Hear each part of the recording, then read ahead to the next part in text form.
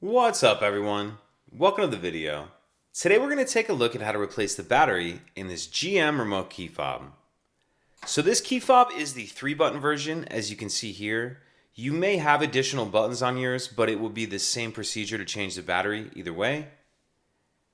And this key fob is going to use replacement battery CR2032. I'll put a link in the description box of this video to where you can purchase these batteries if you're in need. The other thing I'm going to be using is a small flathead screwdriver.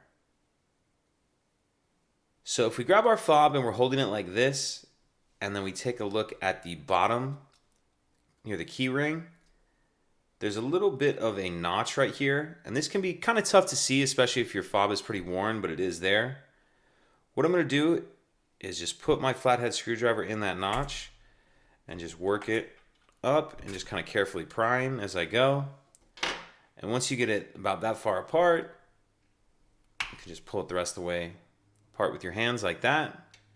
Now we see our battery in the circuit board right there. This circuit board will just come out of there, and then I'm just going to carefully pull this battery out like that. We'll grab our new battery, and we want to make sure that we're installing that with the plus side up.